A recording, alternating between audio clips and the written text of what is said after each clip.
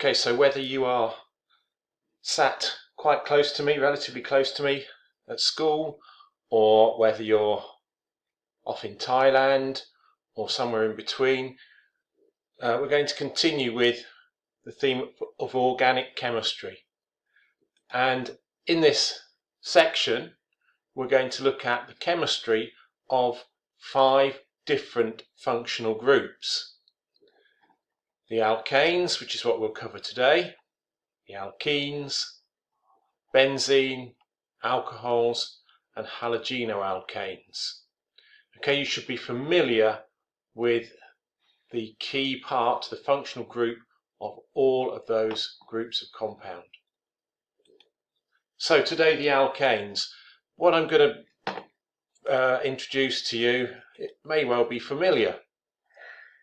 First of all, this term here, homologous series, we should know that's a group of organic compounds, and this is a bit tautological because I've said it's a homologous series, and all homologous series do fit a general formula. For alkanes it's CnH2n+2. They have trends in physical properties, and you've looked at that on a worksheet, such as melting point and boiling point density. I hope you've looked at the solubilities actually of the different functional groups, and all of those properties increase with Mr. The other key bit of a homologous series is that they all undergo similar chemical reactions. Okay, not always exactly the same, but similar.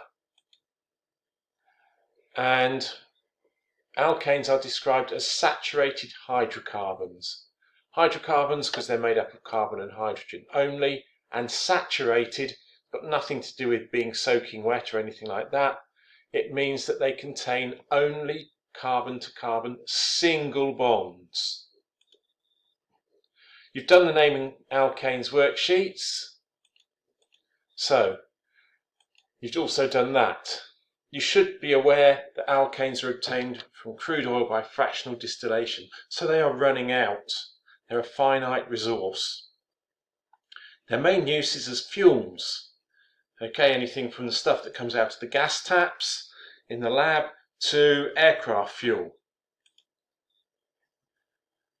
Now, the large alkanes don't set fire particularly easily, so there's less demand for those. So they are cracked to make smaller, more useful alkanes and an alkene.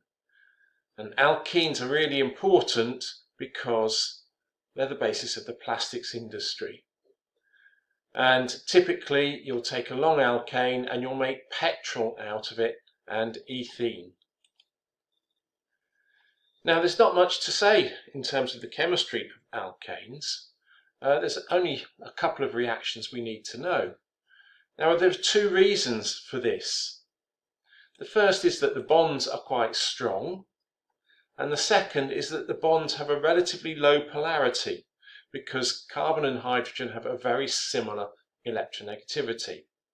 So this means that the atoms within alkanes are not attracted to species such as electrophiles or nucleophiles. Okay, you'll find out more about what they are a bit later, but an electrophile is a species that wants electron density, and a nucleophile is a species that has lone pairs of electrons and is attracted to something that's delta positive. So you can use alkanes as lubricating oils. Cars may well use them, and in other sort of places, but unfortunately they do oxidize over time. Your engine oil, if you're into cars, will go black over time and have little bits of carbon in it. It's not nice and fluid and see-through as it would be when you first put it in. So what reactions do they have? First of all, combustion.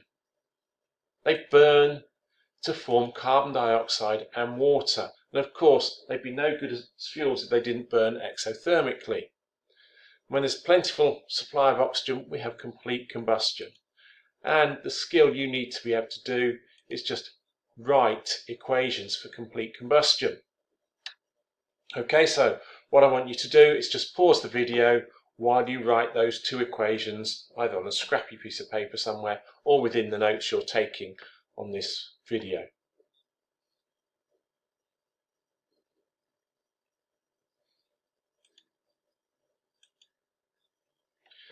When there's a limited supply of oxygen, you get incomplete combustion, and carbon monoxide and or carbon are formed instead of carbon dioxide. And there we are, there's just a couple of examples for methane again, and those are pretty straightforward. And you can see, look, when it's complete combustion, it's two, lots of oxygen, incomplete to form carbon monoxide 1.5, and even less less oxygen gives you carbon. Now, in reality, you're probably getting a mixture of carbon dioxide, carbon, and carbon monoxide whenever you burn methane or other alkanes. Now, we need to be aware, again, of this sort of stuff, pollution issues.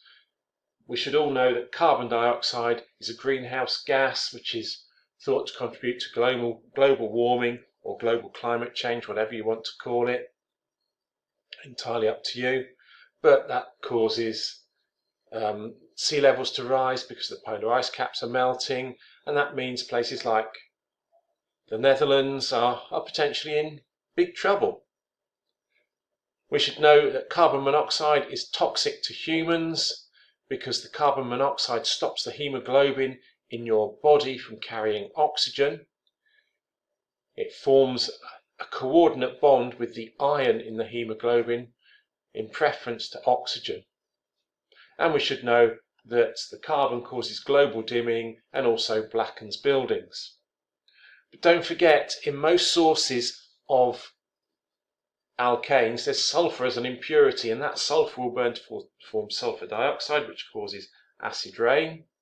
And also, whenever you burn a fuel, the high temperature of the combustion causes nitrogen and oxygen from the air to form oxides of nitrogen, and oxides of nitrogen, of course, also contribute towards acid rain.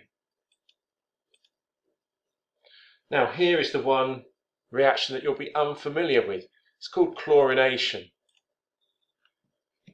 Now, this only happens in the presence of ultraviolet light. Methane doesn't react with chlorine in the dark, but when you've got UV light around, it reacts to form hydrogen chloride and a mixture of chloromethanes. Here's the simplest equation. It gets a little bit more complicated. But as you can see, methane plus chlorine gives, that's just called chloromethane, and there's the hydrogen chloride.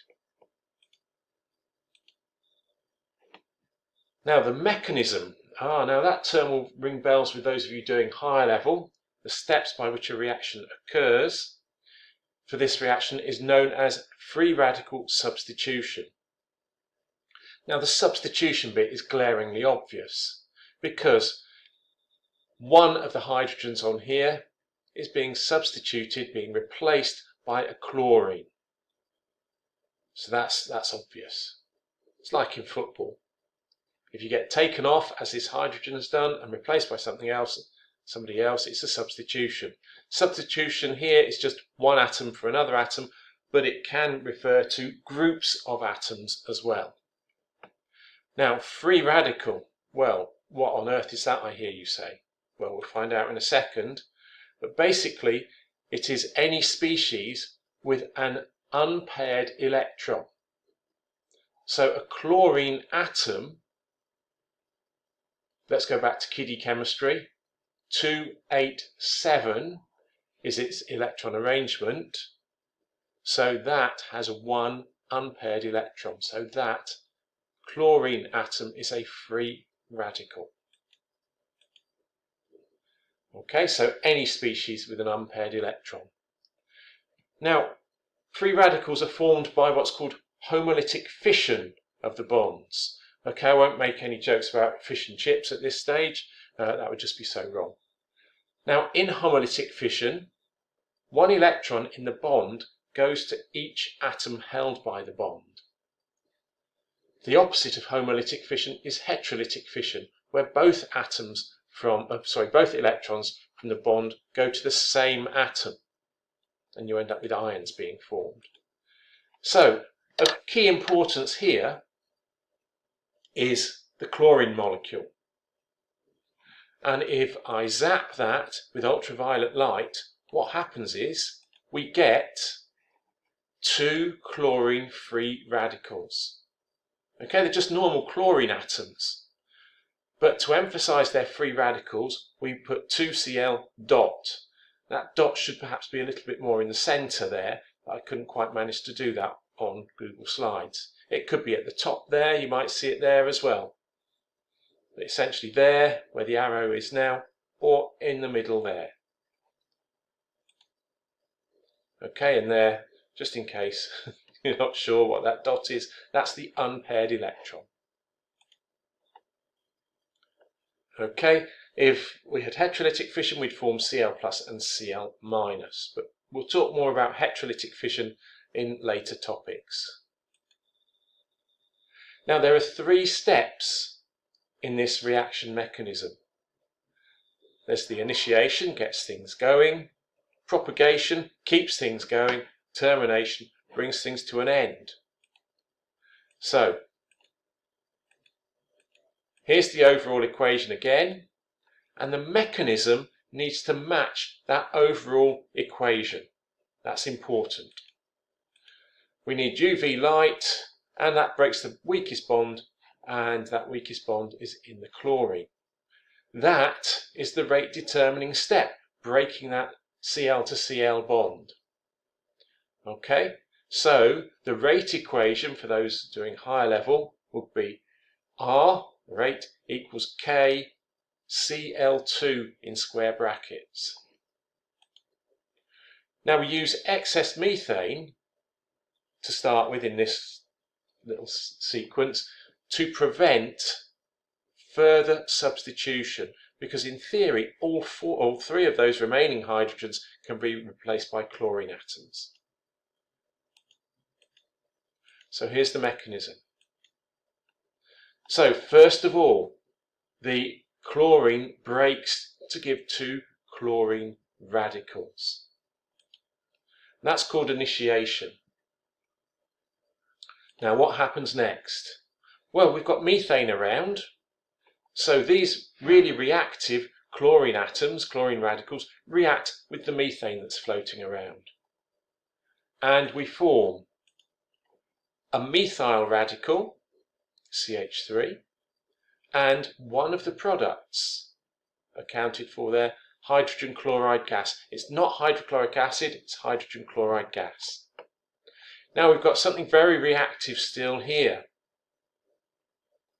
and that reacts with any remaining chlorine gas to form the other product, chloromethane, and another chlorine radical.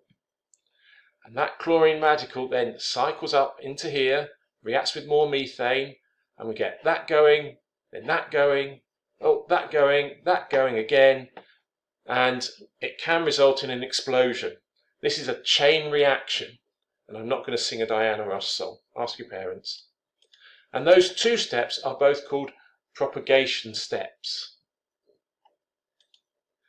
Then, what stops the explosion happening? Well, there's a chance that these 2 radicals can combine to form chloromethane, more chloromethane. There's also a chance that 2 of these can combine, 2 methyl radicals, and form ethane. There's also a chance, of course, that 2 of those might collide and go back and form chlorine again.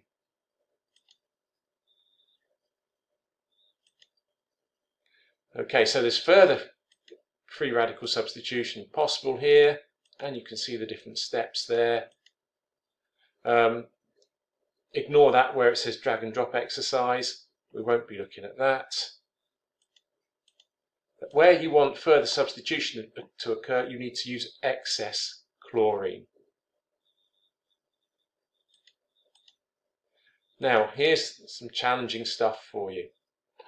I want you to write down 2 propagation steps for formation of dichloromethane. take note of the second paragraph and then try the third.